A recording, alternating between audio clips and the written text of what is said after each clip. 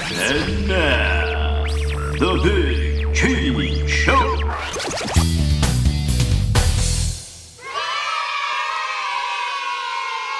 Here now, give you a little bit of a backup here, and I'm seeing you bring her up here on Twitter, so now you got me a little bit starstruck and a little bit off topic, but I'm gonna play it cool, just like hopefully when I get this date, I'll play it cool. So Friday morning, I gotta see some people for the 9 to 5. Brad comes up, we do the recording last Thursday. You gotta get these pictures out of here, Brad. You're flustering me. Right. Thank you. Look at those after. We're watching the Boomer and Carton show. Now, I don't ever hear the Boomer and Carton show being in Baltimore. I've been telling you forever that it's money radio. It's my morning go-to. You know, I pull it up on the internet. You can get it on there. Or if I'm in the car, I can get it there because I don't know why, amazing coverage through my antenna. I don't know what's going on, but I can pick it up from New York. Yeah, you can. And if you're in New York, you can watch it on Yes and check it out. Well, you probably know where we're going with this already and who I'm talking about. But either way, I'm going to tell the story. I'm watching Boomer Carton on the morning show as I'm getting ready. See this blonde bombshell coming up doing these guys' makeup. I say, who's that?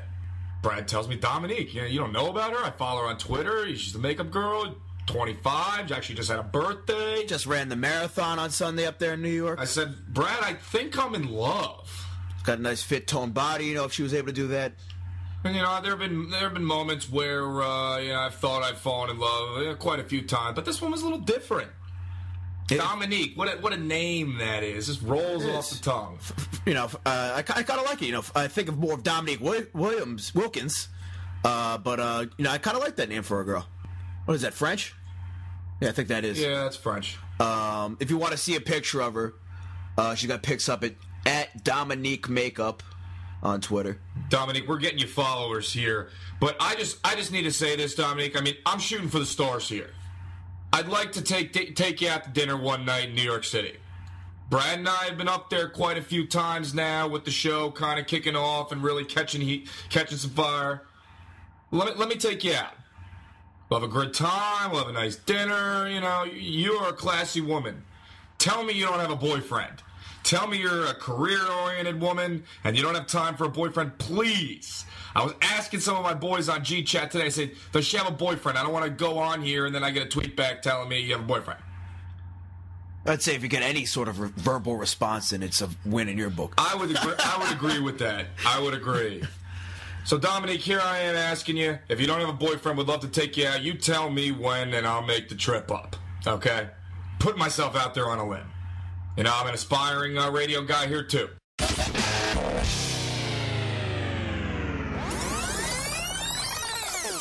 Chris, which upset were you more happy about, the Ravens or Dolphins? First off, Ravens beating the Steelers, not an upset. They're the better team this year. They showed that last night. Well, before you jump out of that, what was the spread? That's what I usually. It was 3 points. That's the 3 points you get when you're home. Okay, but being fair to him, they were favored. I wouldn't call it an upset.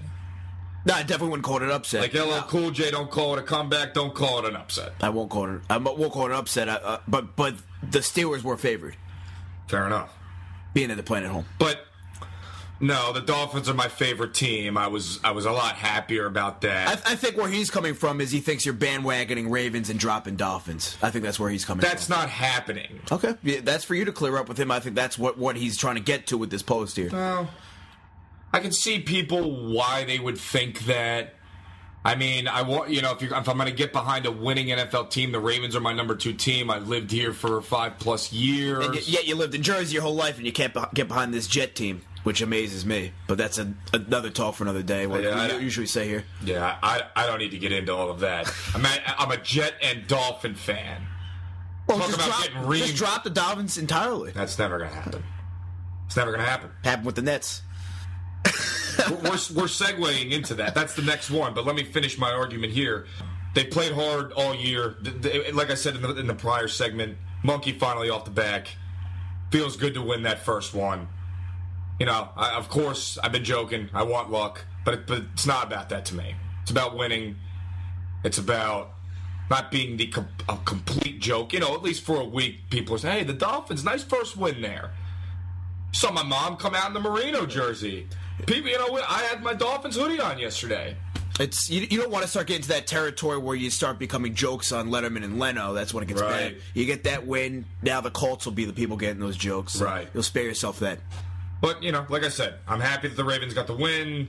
2 regular season wins against your arch rival. Great accomplishment. Joe Flacco, I'm going to call him Joe Cool for the week.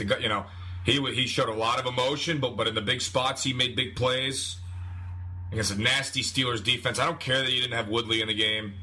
You see James Harrison coming along and ready to hit you. You got to stay poised in that pocket. So, Dolphins, yes, I'm much happier about that. Second post from Luke.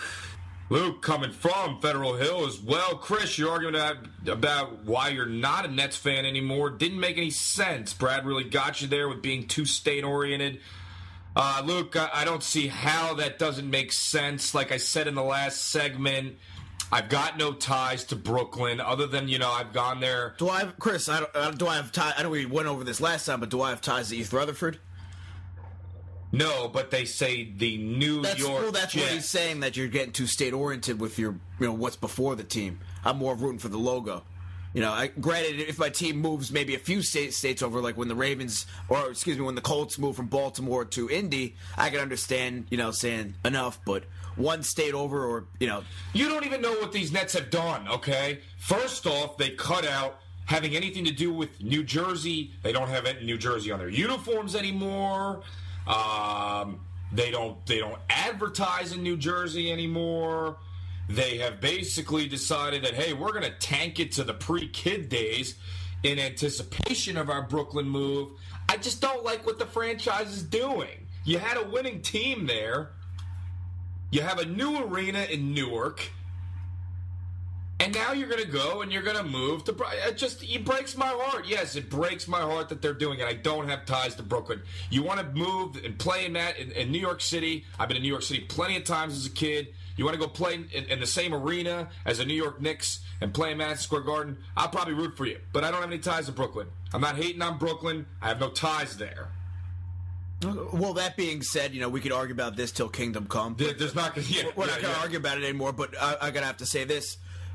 4 years down the road, they're championship contending. You're not going to be swaying back to them, are you? Are you not going to dump them and then move back? No. Okay.